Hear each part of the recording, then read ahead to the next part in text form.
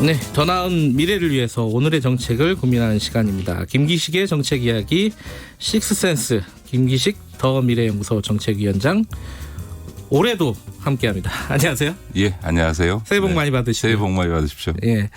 1년 만에 뵙습니다. 이 아재 개그는 언제 해도 재밌어요. 본인만 재밌는 거 아닙니까? 그럴 가능성이 높죠. 오늘 식스센스 첫 시간이니까요. 2020년. 좀 크게 올해의 정책에 대해서 큰 줄기를 좀 잡아보는 시간을 가져보겠습니다. 이거는 근데 저는 솔직히 좀 자신 없어요.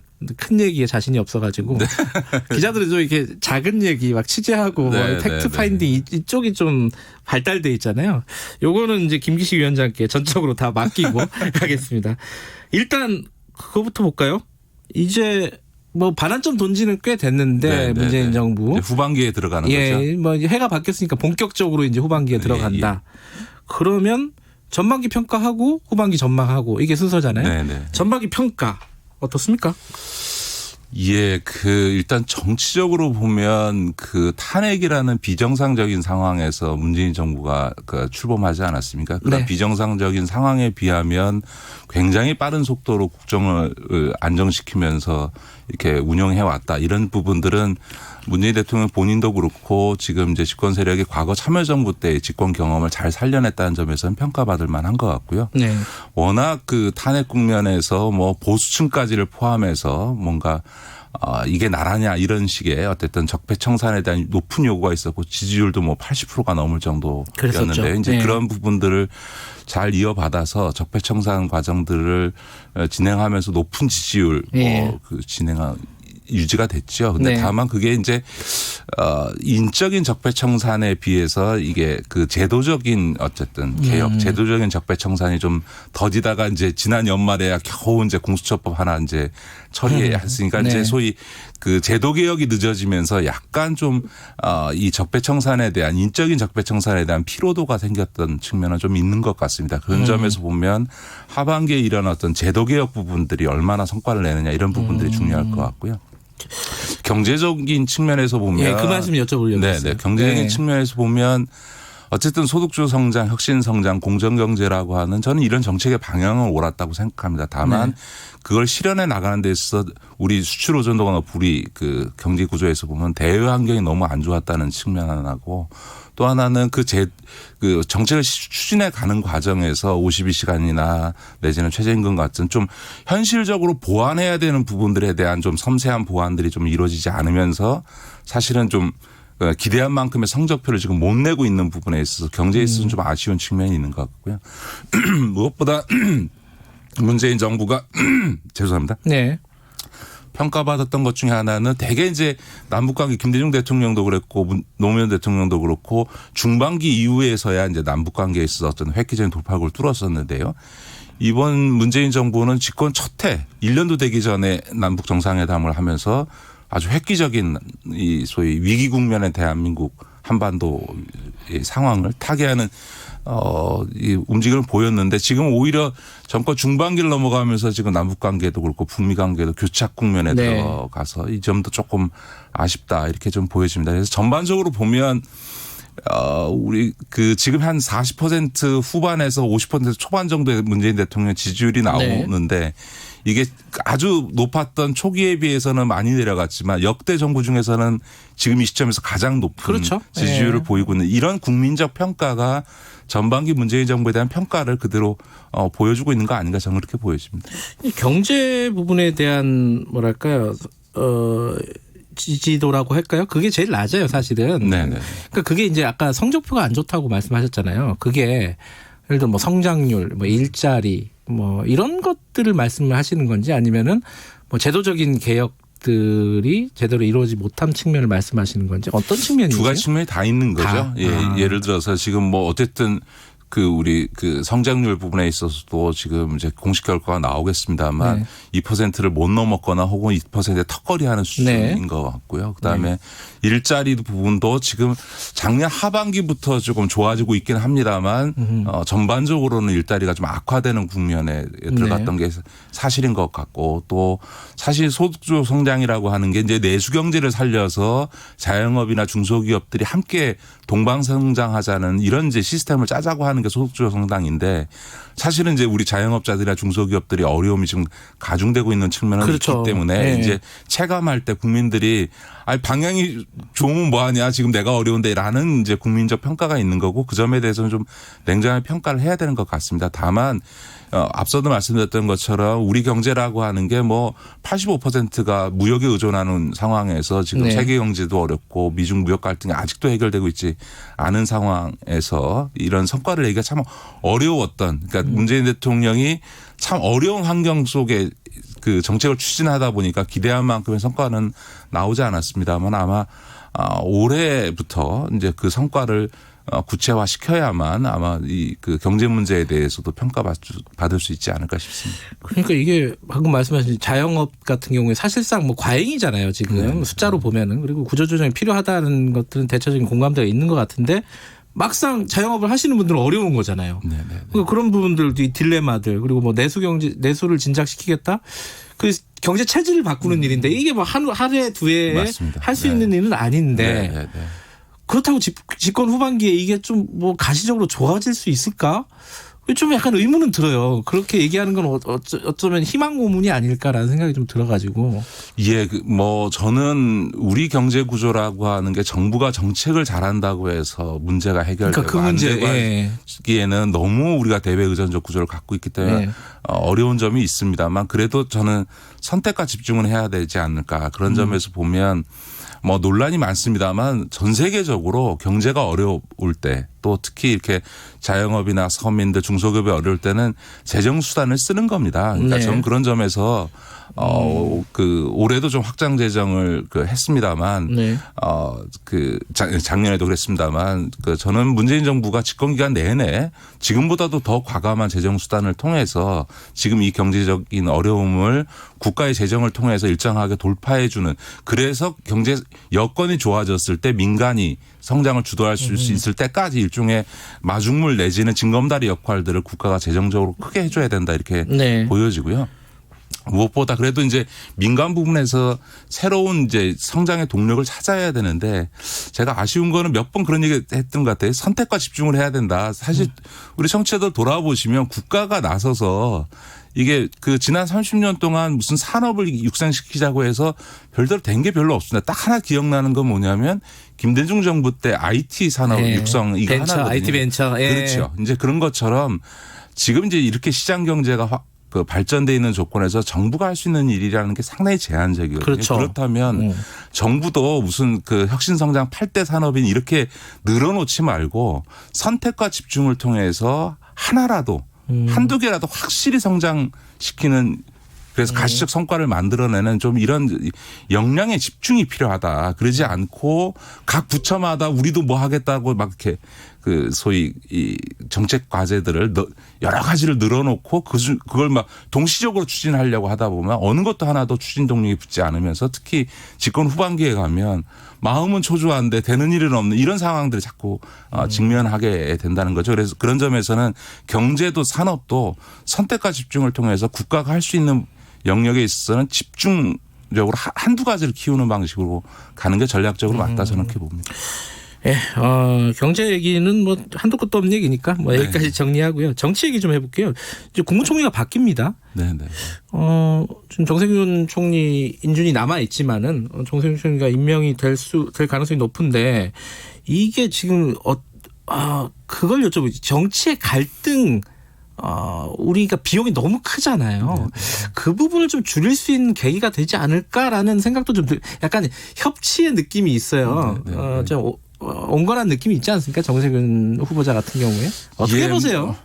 뭐 지금은 이제 뭐 이낙연 총리가 이제 오래 하셨으니까 그리고 본인도 이제 출마 하고 싶어 하시고 또 유력한 대권 주자로 거론되고 있으니까 그럼 이제 2년 남은 건데 이낙연 총리에게도 뭔가 활동할 공간과 시간을 줘야 된다는 측면에서 교체는 불가피했던 것 같고요. 그다음에 총리라고 하는 어쨌든 무게감 또 어려운 경제 상황을 고려해서 지금 이제 국회의장까지 지내셨던 우리 정세균 전 의장을 이제 이번에 일종의 경제총리 개념으로 이제 한 건데요. 이제 그 협치의 의미도 있겠습니다만 어쨌든 지금은 좀 무게감 있게 그 대통령이 어쨌든 그 외교 문제에 대해서 많은 에너지를 쓸 수밖에 없는 지금 남북 관계라든지 북미 관계 이런 점에 있어서는 내치의 상당 부분을 맡아서 하는 책임 총리적 성격도 좀 강하게 있다고 저는 보여집니다. 예. 경제 쪽은 좀 맡기는 방향으로. 아무래도 뭐 청와대가 전체적으로 모든 정치 그 국정 운영의 핵심이 경제이기 때문에 책이겠습니다만 그래도 이제 아무래도 이제 경제 분야의 경험이 있는 정세균 총리가 되시면 경제 부분에 있어서도 총리의 역할이 이전 이낙연 총리에 비해서는 더 커질 가능성이 많다고 봐야죠. 뭐 총선 얘기는 넘어갈게요. 총선 얘기는 너무 커서 다음에 한번 하도록 하고요. 이 우리 사회적 갈등 비용 얘기를 하나 더 하면 검찰 얘기가 있습니다. 검찰 개혁에 대해서 이게 조국 사태라고 할까요? 뭐 그걸 겪으면서 굉장한 비용을 치렀어요 우리가. 그 와중에 지금 공수처법이 통과가 됐습니다. 이게 검찰 개혁이라든가 이런 부분에 어떤 원동력이 될 수 있을 거라고 보십니까? 의미 있는 제도 개혁이죠. 사실은 공수처법이라는 게 제가 참여연대 있을 때 노태우 전두환 비자금 사건 터지고 96년도에 저희 참여연대에서 그때 참여연대 계셨나요? 네. 그렇죠. 제가 참여연대 창립 멤버였으니까. 거기서 출발했다고 지금 다들 얘기하잖아요. 맞습니다. 이제 참여연대가 처음으로 96년도에 입법 청원했던 부패방지법 안에 그 당시엔 고위공직자 비리 조사처라는 이름으로 들어가 있던 내용이 23년 만에 이번에 통과가 된 거죠. 그러니까 이런 부분에 있어서는 어쨌든 검찰의 기소 독점이라고 하는 게 깨진 측면이 있는 거죠. 그러니까 예를 들어서 과거 특검이 있었지만 그건 한시적이었던 거고 이 공수처라고 하는 건 상설 조직으로서 처음으로 기소권을 가진 그다음 강제 수사권을 가진 조직이 만들어졌다라고 하는 점에 있어서는 상당히 의미 있는 변화이나 이제 시작인 거죠. 이 공수처법도 내용적으로는 보완해야 될 부분이 있는 것 같고요. 더 나가서 지금 검경수사권 법안, 조정법안도 지금 뭐 다음 주에나 지금 처리가 될 것 같고. 그런데 또 그리고 나면 이제 수사권을 가진 이 거대 공룡 경찰을 이대로 둘 거냐라고 하는 측면에서 경찰 개혁을 할 수밖에 없는 거고요. 그러면 뭐 자치경찰도 해야 되고 수사경찰을 분리해야 되고 일제시대 이래로 우리나라만 존재하는 이 정보경찰을 유지할 거냐. 그래서 안 그러면 이제 소위 이 파쇼경찰이라는 얘기가 나오게 될 정도로 경찰 권력의 비대화 문제가 새로운 문제로 나올 수 있기 때문에 원래 이 권력기관 개혁이라고 하는 것은 끝이 없습니다. 그러니까 권력이라고 하는 것의 속성이 권력이 어느 쪽에 기울면 그 권력이 또 전횡을 하는 문제가 발생하기 때문에 끊임없이 개혁할 수밖에 없지 않을까 싶습니다. 문재인 정부의 그림은 그 경찰 개혁까지 정도가 큰 그림이겠죠, 아무래도. 네네. 이제 원래는 경찰 개혁까지 가야 되는데 이번에 이제 논의 과정이 충분치 않은 상태로 그냥 패트 법안 처리하는 데만 이게 급급하다 보니까 지금 이제 경찰 개혁과 관련된 자치경찰법 법안이나 이런 부분들은 아예 지금 국회에 지금 잠자고 있는 상태인 거죠. 그래서 아마 이번에 다음 주에 이제 검경수사권 조정 법안 처리가 끝나고 나면 경찰 개혁 문제가 본격적으로 논의될 수밖에 없고 지금 국회에 계류 중인 법안도 빨리 처리해야 된다. 안 그러면 정말 이게 전 세계에 이렇게 단일한 국가 경찰 조직이 이렇게 막강한 권한을 행사하는 경우도 검찰 못지않게 우리나라 경찰만 이렇게 막강하거든요. 그러면 그거는 뭐 다음 국회로 넘어갈 수밖에 없겠네요. 21대로 그죠? 예, 뭐 그럴 가능성이 높겠습니다만 그러나 이제 좀 한국당이 정신 차려서 좀 이제라도 다시 국회 돌아와서 좀 합리적으로 좀 논의를 해서 뭔가 좀 이 어차피 지금 이제 검경수사권 법안이 다음 주에 통과되면 이게 기정사실화 되는 거잖아요. 이제 그렇다면 이제 남은 과제인 경찰 개혁 문제만이라도 거기에는 별로 여야 간의 이견이 별로 없습니다. 그럼 빨리 신속하게 경찰 개혁 법안이 처리될 수 있도록 좀 한국당도 협조해 주는 게 좋겠죠. 저는 그게 안 될 거라고 확신하고 있습니다. 왜냐하면은 총선 때문에 지금 다들 마음이 딴 데가 있기 때문에 요 페트 법안 끝나면은 아마 거의 국회가 멈추지 않을까라는 생각이 들어요. 사실 아시잖아요, 잘. 네, 그렇습니다. 근데 한 가지만 제가 좀 말씀드리고 싶은 게 문재인 정부 후반기를 어떻게 가져갈 거냐라고 하는 문제인데요. 제가 이제 참여연대 때 권력 감시도 했고 또 국회에도 들어와 봤습니다만 대개 임기 5년제 정부 하에서 후반기를 넘어가게 되면 대통령이나 청와대 참모들도 당정청 모두가 어떻게 남은 임기 안에 성과를 챙겨서 그래도 평가받을까 이런 거에 이제 쫓기게 되어 있습니다. 뭐 그렇죠. 근데 저는 이제 그 대통령과 청와대 참모들 전략적 판단을 해야 된다고 생각합니다. 나머지 2년 동안을 그 문재인 정부 임기 안의 성과를 챙기는 것에 초점을 둘 거냐 아니면 그거보다는 대통령이 집권하면서 내놨던 새로운 대한민국을 위한 구조개혁 과제에 대해서 끊임없이 계속 개혁 과제를 제기해서 오히려 앞으로 2년 동안을 아직도 제기하지 못한 국정개혁 과제에 대한 충분한 공론화를 이루어내서 자기 정부가 집권했을 때 그런 공론화의 과정을 기반해서 신속하게 국가개혁을 추진할 수 있도록 밑거름의 역할을 해줄 거냐라고 하는 부분에 전략적인 판단이 필요한데 그런 부분들이 예를 들면 지금 역대 정부 중에서 유일하게 단 한 번도 논의된 적이 없는 공공부문 개혁과 같은 부분들도 있고요. 그다음에 지금 노동개혁 문제도 그 사실은 지금 연공형 단일 호봉제인 이런 임금 구조를 그대로 가져갈 거냐라고 하는 부분에 있어서 임금 구조를 포함한 노동개혁 문제도 지금 남아 있는 게 있고요. 또 복지 문제를 확대해 나가지 않습니까? 예산을 계속 확대해 나가고 있는데 이 저출산 고령화 구조에서 이렇게 그냥 예산을 확대하는 방식으로 복지 노령인구가 늘어나는 거에 대처할 수 있느냐라는 점에서는 복지 시스템의 재구축 문제도 있는 것 같고요. 또 지방 분권 문제와 관련해서 어떻게 우리나라의 자치제도 행정기 체계를 재편할 거냐라고 하는 이런 여전히 남아있는 커다란 국가적 개혁 과제들이 있는데 이거를 그냥 차기 정부에 저는 미루기보다는 저는 그것도 하반기에 적극적으로 의제화해서 개혁의 어떤 이니셔티브라 그럴까요? 개혁 주도권을 문재인 정부가 계속 유지하는 것이 오히려 문재인 정부가 나중에 평가받는데도 더 좋다.